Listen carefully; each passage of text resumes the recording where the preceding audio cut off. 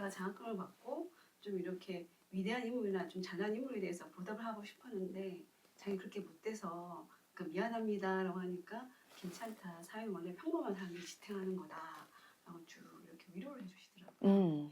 그분의 도력이 드러나는 귀절이지 그게. 왜냐하면 약자를 인정한 증거예요. 막 집착하는 가해자가 돈을 줬으면 막 줄 때 이랬을 거야. 아, 네가 서울대 가고 그래 내가 좋은 일 하는 거야. 훌륭한 일을 해 하는 놈이 있으면 그랬을 텐데 그분은 그게 아니라 얘가 공부하고 싶은데 얼마나 공부 못해서 서럽다. 그 아기 마음, 약자 마음 그냥 그거 위로하려고. 내가 어렸을 때 공부를 하고 싶었는데 못했을 때 얼마나 서러웠어. 그 아기 마음이 보이니까 그걸 주면서 그때 좋았던 거야. 그 아기가 공부할 수 있게 해줘서 어린 시절에 내가 공부하는 걸 봤던 거지. 그러니까 기대가 없었어. 그러니까 그런 얘기를 할 수 있는 거예요. 그러니까 이분이 와서 기대에 부응하려고 했는데 근데 이분은 오히려 그 일을 하면서 본인이 성장하고 본인이 아기가 어른 되는데 일조했을걸? 그 돈 주면서 그들이 고마워하고 행복해하고 이럴 때 사실은 자기 치유죠. 어린 시절에 공부 못해서 남의 집에서 머슴살이 하면서 일하고 그랬던 나. 친구들은 다 공부하는데 그쵸? 내가 얼마나 아팠겠어.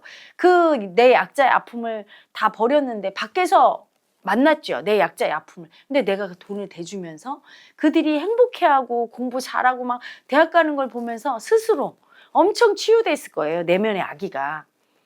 그래서 너무 좋았을 거야. 그래서 돈을 준 사람도 받은 사람도 서로에게 치유하는 장이 된 거예요. 집착하면서 안 했으니까. 요구하지 않았잖아. 네가 이거 돈 받고 훌륭한 사람 돼. 이거 없었어. 그냥 내 치유로 준 거야. 내 약자 마음 치유하는, 아기 마음 치유하는. 내가 못했던 한을 니들이 풀어라. 상대가 푸는 걸 볼 때, 내가 그걸 도와줄 때 내 한이 풀린 거지.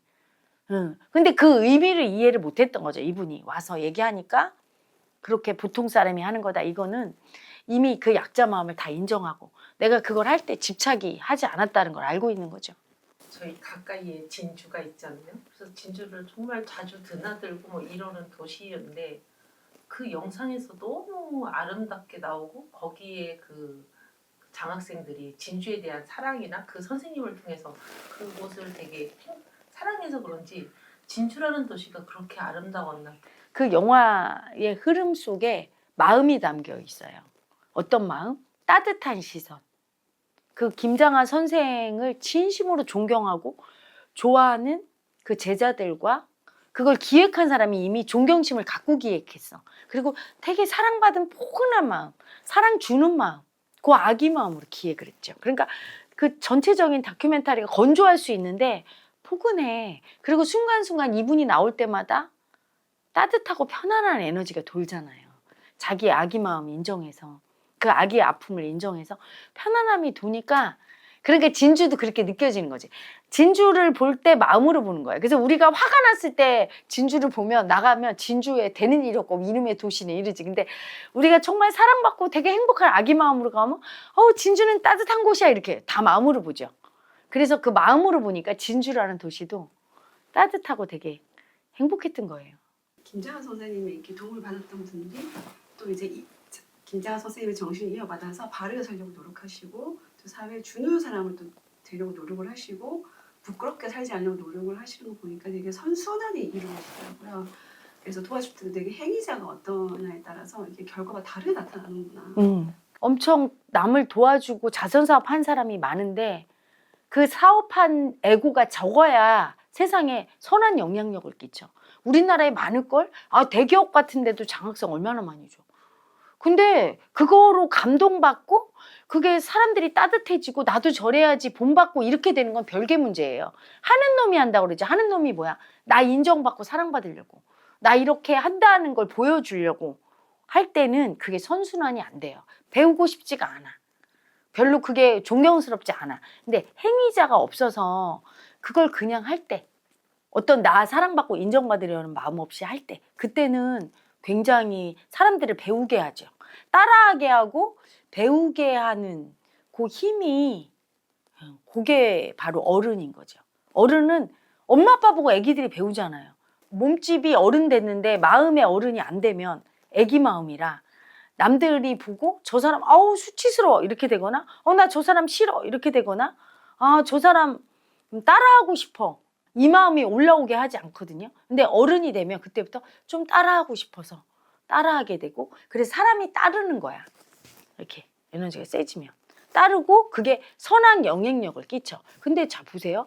똑같이 따르는 사람이 있고 그걸 보면서 따뜻함을 느끼는데 똑같이 사람이 따르는데 어떤 집단, 정치인 집단을 보세요. 이재명 대표의 개딸들, 윤석열 대통령의 극우파, 태극기 부대.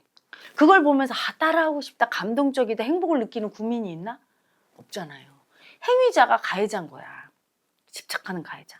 심하게. 자기 인정받고 사랑받고 그리고 나만 맞고 내 편이야. 그리고 뭔가 좋은 일을 해도 우리가 이렇게 했어. 봐봐. 인정을 해 니네가. 이런 마음인 거예요. 그러니까 그게 아름답지가 않은 거야. 따라도. 근데 김장한 선생님을 따르는 그 문영배 재판관이나 그 사람들을 보면 아름답잖아. 그리고 격렬하지 않아요. 근데 사람들은 감동받고 따라하고 싶고 너무 존경스럽고 이렇게 올라와. 그게 진심인 거지. 진심을 쓸 수 있는 건 나라는 자아가 많이 죽은 사람만 쓸 수 있는 거예요. 그러니까 어떻게 보면 인생이 돛 닦는 과정. 돛 닦는 과정은 단순해요. 알고 보면 테크닉적인 걸 넘어서서 저희 같은 경우는 테크닉도 가르치지만 테크닉에 매여서 못 오는 제자도 많아요. 테크닉이 중요한 게 아니에요. 내가 정말로 내 마음을 인정하면서 살려고 노력하고 정말로 잘못되지 않으려고 올곧은 마음으로 살려고 노력하면 마장이 올라오게 돼 있어요. 이 마음 공부하면서도 어떤 마음이 올라와요? 빨리 수행해서 남을 이겨먹으려고 하는 놈이 올라와. 그럼 그 놈이 누구야? 그 놈이 가해자예요. 근데 그 놈이 해. 그러면 무슨 마음 공부가 되겠어요? 내가 제일 늦게 깨닫겠습니다. 우리 옆에 도반들이 더 빨리 공부하게 돼주세요. 내가 이 마음이 아닌 마음이 올라오면 부끄러워야지. 딱 알아차려야지. 내 마음 쓰는 걸 이렇게 보고 그리고 내가 정도를 걸으려고 노력해. 어느 정도 공부되면 사람이 교만함이 생기고 정도를 걷기 싫어. 돈도 생기고 지위도 생기죠. 그럼 어떻게 돼? 사이비로 가는 거야. 사이비 교주로. 그래서 방탕한 생활을 하고 자기 마음을 더 이상 안 볼 때 이상한 쪽으로 많이 가죠. 영적으로 타락하게 되는데 이분 같은 경우에는 그냥 돌을 닦지 않고 그냥 한약방에서 일을 하면서 살았지만 늘 자기가 올바른 마음 쓰려고 했어. 어떤 마음이 올바른 마음이에요? 이겨먹으려는 마음 올라오면 이게 수치인 걸 알아야 돼. 집착하고 진 열등이가 이겨먹으려는 마음인 거 알고 그거 수치 알고 그거 내려놓고 이런 식으로 간 거죠. 나만 많이 갖고 싶고 이런 마음 올라왔을 때 오히려 베풀면서 내 에고가 죽고 이렇게 간 거예요. 그 마음을 알아차리면서 그 기가 원래 있었던 분이지. 올곧는 마음을 쓸 때 그 마음이 올라온 것도 알아차려야 되고 또한 부끄러움도 알아야 돼. 수치도. 근데 수행터에 와서 수행을 한다고 다 올곧아지고 이분처럼 되는 건 아니에요. 근기가 있어야 돼. 하는 놈이 한다고 하죠. 내가 막 남 이겨먹으면서 마음 공부를 머리 공부하듯이 반에서 1등하면 돼. 그래 1등해. 그리고 내가 지금 뒤처지면 안 돼. 남의 위에 있어야 돼. 이럴 때 꼬바리가 되는 거야. 예수가 말한 높아지려는 자는 낮아질 것이요. 낮아지려는 자는 높아질 것이다. 그게 실현되는 거죠. 수많은 사이비 교주들이 처음에는 사랑으로 시작했어요. 다. 그런데 많은 사람이 따르게 되면 갑자기 내가 대단한 사람 된 것 같고 자기 약자 마음 다 버리고 나는 막 엄청 강자 같으니까 그리고 막 뭐가 생기니까 삿된 짓을 하는 거야.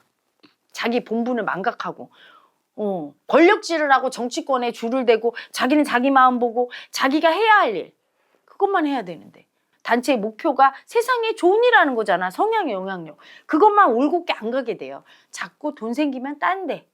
특히 남자 여자 남자 술 먹고 돈 많이 생기면 어때요? 김장하 선생처럼 안 살면 그 나이 때 남자들이 어디 술집 가서 성추행이나 하다가 걸리기 쉽고 정치인들 보면 하는 짓거리들이 그렇잖아요.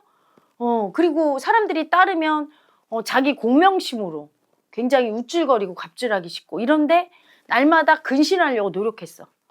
그래서 남들하고 앉을 때도 자꾸 가장자리에 앉은 거는 자기 마음을 다스리려고 했던 거예요. 어차피 자기가 돈 내고 자기가 주축인데 그래봤자 뭐 자기가 주축인 건 알지만 자꾸 그렇게 주축이 되면 올라오는 내가 최고라는 마음이 올라오지 안 올라와. 에고가 꺾으려고 노력했던 분. 그러니까 항상 마음을 보고 어떻게든 자기 마음의 수치를 인정하려고 노력했던 분. 그러니까 도인이죠. 마음 공부의 길을 간 거야. 요즘은 마음 공부하는 분들 많죠. 수행터에 여기저기 다니는데 종교 생활하듯이 합니다. 종교 생활은 뭐예요?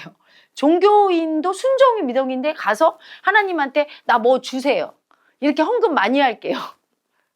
그게 종교인이 아니죠. 하나님 아버지 당신이 원하는 삶을 제가 살겠습니다. 이래야 되는데 저만 축복해 주세요. 제가 돈 드렸어요. 하나님이 돈이 필요하냐고. 부처님한테 108배 3000배 하면서 제 아들 병 낫게 해주세요. 뭔가 거래를 하고 빼앗는 가해자가 종교인. 수행터까지 그게 전염이 돼서 올 때 꺾고 내가 올바르게 살고 내가 정말 태어난 본연의 삶, 세상에 널리 이롭게 하는 삶을 살게 도와주세요. 아파도 그렇게 살겠습니다. 이러지를 않고 수행할 때 어떻게 해요? 이 아픔이 싫어요. 가게 해주세요. 나 이렇게 사랑받고 내 뜻대로 다 하게 해주세요. 달콤함만 먹을래요. 이러면서 하나님 요거 풀면 제 뜻대로 돼요? 제가 원하는 대로 높은 자리에 올라가요? 출세요? 이렇게 물어요. 그 말하는 놈이 죽어야 되는데.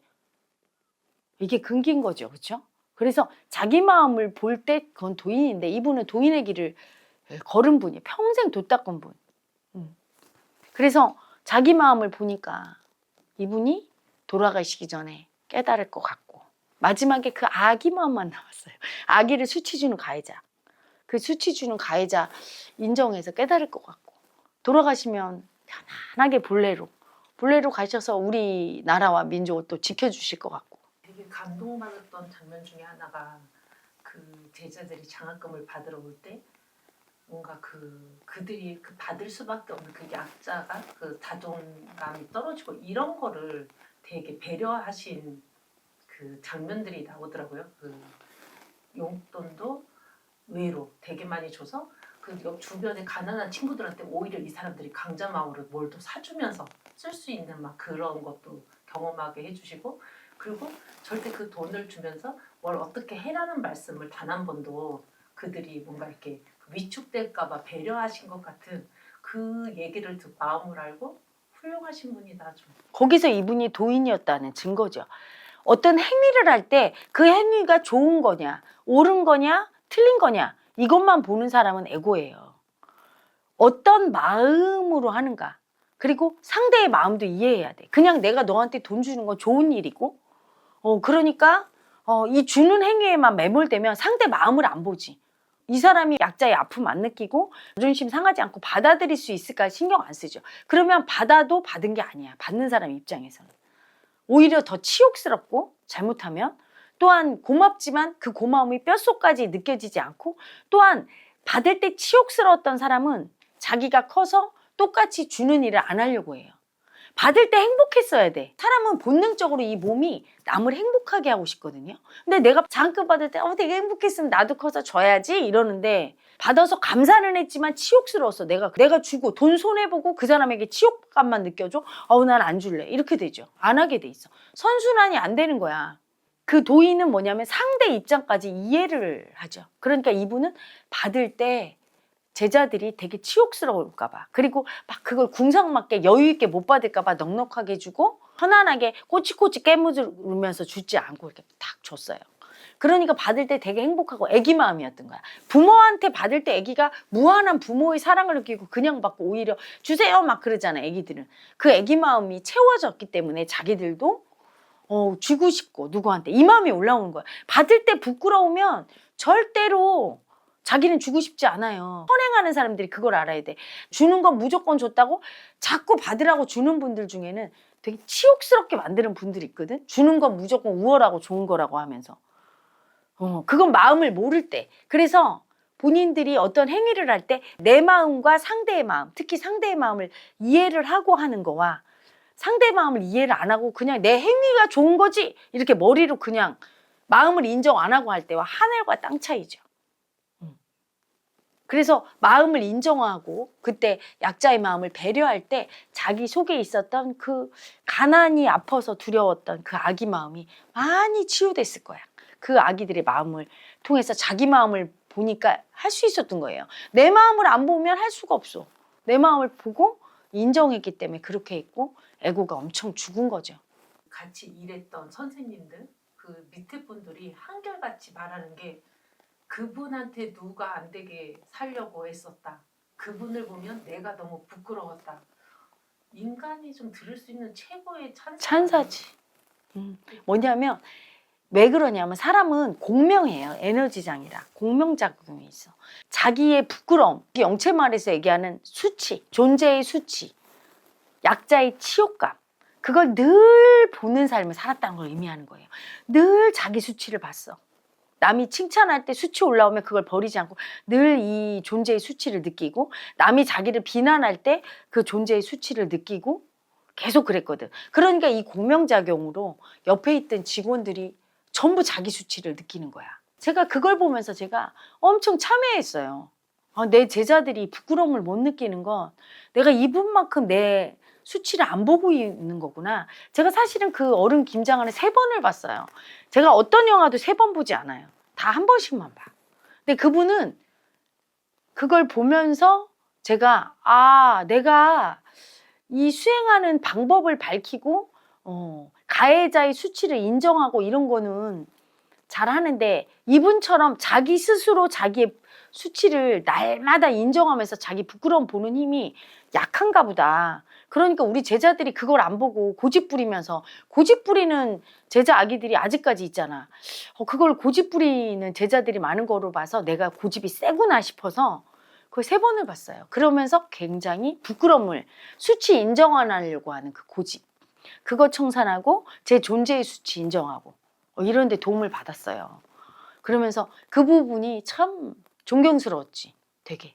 그러면서 자기 수치를 인정할 수 있게 자꾸 보게. 그래서 그분들이 얘기할 때 우리 선생님의 누가 되지 않게, 부끄럽지 않게 살아야 된다. 머리는 그렇게 인식하지만 공명작용에 의해서 이분이 늘 자기 수치를 보니까 아랫 사람들이 다 자기의 수치 보는 그 약자가 올라와서 늘 그 마음으로 살았던 거예요.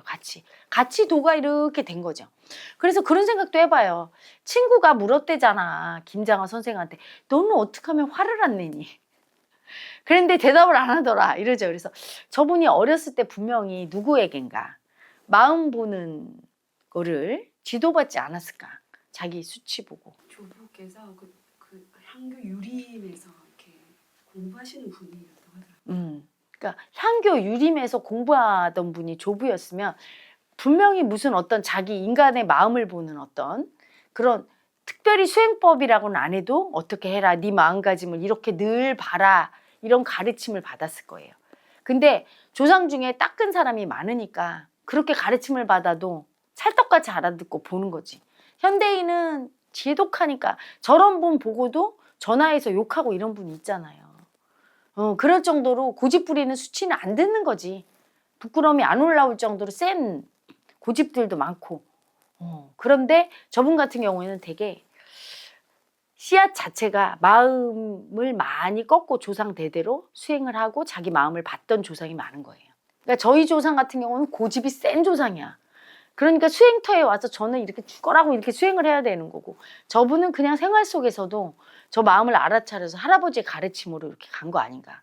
그래서 보면서 제가 이렇게 웃었어요. 저분은 가해자가 순해서 어떻게 잘 꺾고, 하지만 딱 정확하게 그 가해자 수치가 가짜라는 걸 인식은 못해서 그 가해자 수치를 되게 힘들게지만 공부를 해왔고, 저는 산에 들어와서 그 가해자 수치를 억지로 꺾어야 꺾을 정도로 이게 대단했구나. 그리고 이 고집이 세니까 이게 꺾는 힘이 약했구나. 저분은 꺾는 힘이 센데, 대신에 저는 가해자가 세니까 그만큼 가해자를 써서 그 가해자를 써야 된다는 걸 알고 제자를 막 죽이고 직격탄을 날리고 사업적으로 막 일으키고 어떤 부분 이렇게 했지만, 저분은 자기 한약 일을 하면서 치유하고 편안하게 품고 제자들을 키워서 순하게 가르치는 쪽이구나. 독한 맛의 도인이고 저는 그분은 순하고 사랑스러운 맛이구나. 그런 생각이 들었어요, 보면서. 그래서 제가 3번 보면서 너무 존경심이 올라오고, 저는 행복해요, 존경심 올라올 때. 두렵고 아프고 막 너무 사랑스러운 아기 같아서 이렇게 안아주고 싶기도 하고, 존경심 올라오는 선생님 같기도 해서 너무 그것도 행복하고, 막 여러 가지 행복한 마음이 올라와서 사랑스럽고, 그래서 존경심 느끼느라고 여러 번 봤거든요. 그게 행복해서 봤죠. 제자들을 보면 존경심이 올라오게 할 때 너무 행복해요. 제자들 중에는 저보다 뛰어난 면을 가진 분들이 각 분야마다 다르죠. 그러니까 언뜻 내가 생각 못한 걸 하고 순종하고 알아서 하고 또 내가 생각 못했던 예쁜 짓을 하면서 존경스러움을 일으키는 제자들을 보면 너무 행복해서 언뜻 좋아서 또 발전하면서 나를 뛰어넘어서 엄청 잘할 거라고 생각하면서 살았는데 이분을 보니까 진짜 스승님을 만난 것 같은 느낌? 제가 되게 부끄러웠어요. 내가 잘하고 있는 스승인가. 너무 감사하죠. 김장하 선생님한테. 나한테 스스로 내가 제대로 제자를 가르치고 있는 스승인가. 네가 부끄럽지 않은가. 한번 되돌아보게 하고 또 저분을 통해서 엄청 스승이란 어떤 존재인가 다시 한번 확인시켜주고 또 제가 존경심이라는 마음을 느끼면서 행복할 수 있게 해줘서 엄청 행복했습니다. 어르신 죽을 때까지 아주 건강하고 그렇게 아기처럼 행복하게 그렇게 사세요. 그리고 오래오래 사셔서 저희 나라 국민들이 당신을 보고 닮을 수 있는 그런 국민들이 될 수 있도록 오래오래 만수무강 하시길 바랍니다. 저에게 가르침 주셔서 행복했고 엄청 존경하고 사랑합니다.